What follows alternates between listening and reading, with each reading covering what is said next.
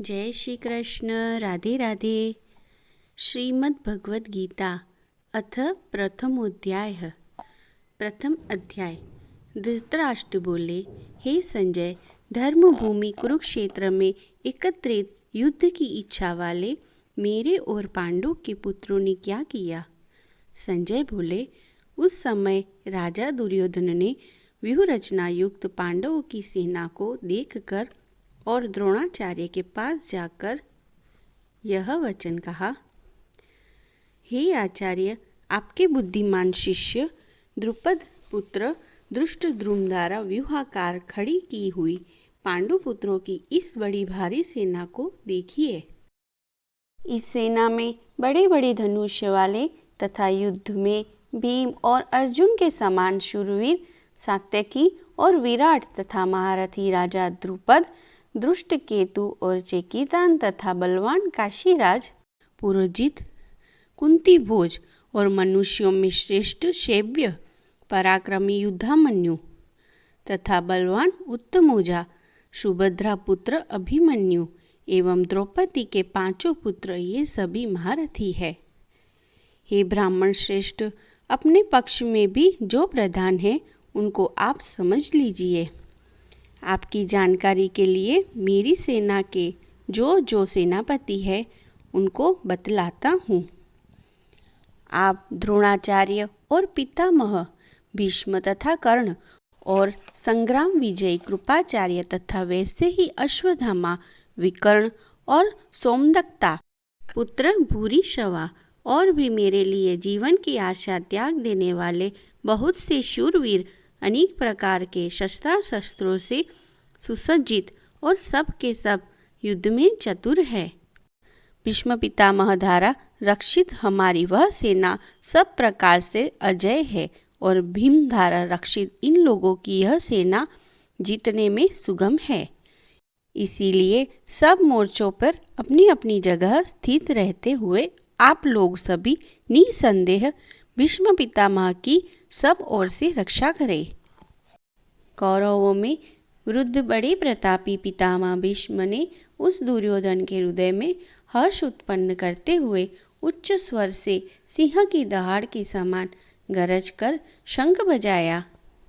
इसके पश्चात शंख और नगारे तथा ढोल, मृदंग और नरसिंधे आदि बाजे एक साथ ही बज उठे। उनका वह शब्द बड़ा भयंकर हुआ। इसके अनंतर सफ़ेद घोड़ों से युक्त उत्तम रथ में बैठे हुए श्री कृष्ण महाराज और अर्जुन के भी अलौकिक शंख बजाए। श्री कृष्ण महाराज ने पांचजन्य नामक, अर्जुन ने देवदत्त नामक और भयानक कर्म वाले भीमसेन ने पौंड्रक नामक महाशंख बजाया। कुंती पुत्र राजा युधिष्ठिर ने अनंत विजय नामक और नकुल तथा सहदेव ने सुघोष और मणिपुष्पक नामक शंख बजाए। श्रेष्ठ धनुष्य वाले काशीराज और महारथी शिखंडी एवं धृष्टद्युम्न तथा राजा विराट और अजय सात्यकी, राजा द्रुपद एवं द्रौपदी के पांचों पुत्र और बड़ी भुजा वाले सुभद्रा पुत्र अभिमन्यु, इन सभी ने हे राजन सब ओर से अलग अलग शंख बजाए और उस भयानक शब्द ने आकाश और पृथ्वी को भी गुंजाते हुए धातर राष्ट्रों के अर्थात आपके पक्ष वालों के हृदय विहीन कर दिए। हे राजन, इसके बाद कपिध्वज अर्जुन ने मोर्चा बांधकर डटे हुए धृतराष्ट्र संबंधियों को देखकर उस शस्त्र चलने की तैयारी के समय धनुष उठाकर ऋषि के श्री कृष्ण महाराज से यह वचन कहा, हे अच्युत्य, मेरे रथ को दोनों सेनाओं के बीच में खड़ा कीजिए और जब तक कि मैं युद्ध क्षेत्र में डटे हुए युद्ध के अभिलाषी इन विषयी योद्धाओं को भली प्रकार देख लूं कि इस युद्ध रूप व्यापार में मुझे किन किन के साथ युद्ध करना योग्य है, तब तक उसे खड़ा रखिए। दुर्बुद्धि दुर्योधन का युद्ध में हित चाहने वाले जो ये राजा लोग इस सेना में आए हैं, इन युद्ध करने वालों को मैं देखूंगा। संजय बोले, हे धृतराष्ट्र, अर्जुन द्वारा इस प्रकार कहे हुए महाराज श्री कृष्ण चंद्र ने दोनों सेनाओं के बीच में भीष्म और द्रोणाचार्य के सामने तथा संपूर्ण राजाओं के सामने उत्तम रथ को खड़ा करके इस प्रकार कहा कि हे पार्थ, युद्ध के लिए जुटे हुए इन कौरवों को देख। इसके बाद पृथा पुत्र अर्जुन ने उन दोनों ही सेनाओं में स्थित ताओ, चाचों को, दादों, परदादों को, गुरुओं को, मामाओं को, भाइयों को, पुत्रों को, पोत्रों को तथा मित्रों को, ससुरों और सुहृदों को भी देखा। उन उपस्थिति संपूर्ण बंधुओं को देखकर वे कुंती पुत्र अर्जुन अत्यंत करुणा से युक्त होकर शोक करते हुए यह वचन बोले। अर्जुन बोले, हे कृष्ण, युद्ध क्षेत्र में डटे हुए युद्ध के अभिलाषी इन स्वजन समुदाय को देखकर मेरे अंग शिथिल हुए जा रहे हैं और मुख सूखा जा रहा है तथा मेरे शरीर में कंप एवं रोमांच हो रहा है। हाथ से गांडीव धनुष गिर रहा है और त्वचा भी बहुत जल रही है तथा मेरा मन भ्रमित सा हो रहा है, इसलिए मैं खड़ा रहने को भी समर्थ नहीं हूँ। हे केशव, मैं लक्षणों को भी विपरीत ही देख रहा हूँ तथा युद्ध में स्वजन समुदाय को मारकर कल्याण भी नहीं देखता।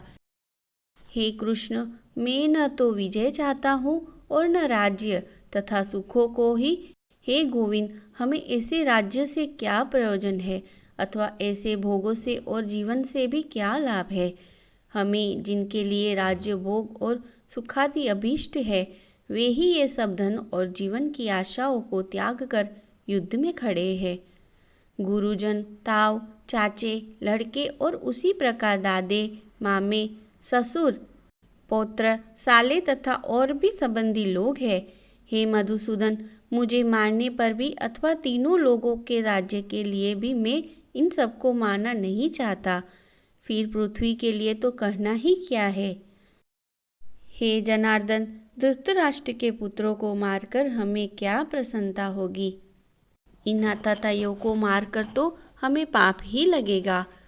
अतएव हे माधव, अपने ही बांधव धृतराष्ट्र के पुत्रों को मारने के लिए हम योग्य नहीं हैं, क्योंकि अपने ही कुटुंबों को मारकर हम कैसे सुखी होंगे। यद्यपि लोभ से भ्रष्ट चित्त हुए ये लोग कुल के नाश से उत्पन्न दोषों को और मित्रों से विरोध करने में पाप को नहीं देखते, तो भी हे जनार्दन, कुल के नाश से उत्पन्न दोषों को जानने वाले हम लोगों को इस पाप से हटने के लिए क्यों नहीं विचार करना चाहिए। कुल के नाश से सनातन कुल धर्म नष्ट हो जाते हैं। धर्म के नाश हो जाने पर संपूर्ण कुल में पाप भी बहुत फैल जाता है। हे कृष्ण, पाप के अधिक बढ़ जाने से कुल की स्त्रियां अत्यंत दूषित हो जाती है और हे वार्ष्णेय, स्त्रियों के दूषित हो जाने पर वर्ण संकर उत्पन्न होता है। वर्ण संकर कुल घातियों को और कुल को नरक में ले जाने के लिए ही होता है। लुप्त हुई पिंड और जल की क्रिया वाले अर्थात श्राद्ध और तर्पण से वंचित इनके पितृलोक भी अधोगति को प्राप्त होते हैं। इन वर्ण संकर कारक दोषों से कुल घातियों के सनातन कुल धर्म और जाति धर्म नष्ट हो जाते हैं। हे जनार्दन, जिनका कुल धर्म नष्ट हो गया है, ऐसे मनुष्यों का अनिश्चित काल तक नरक में वास होता है, ऐसा हम सुनते आए हैं। हाँ, शोक हम लोग बुद्धिमान होकर भी महान पाप करने को तैयार हो गए हैं, जो राज्य और सुख के लोभ से स्वजनों को मारने के लिए उद्यत हो गए हैं।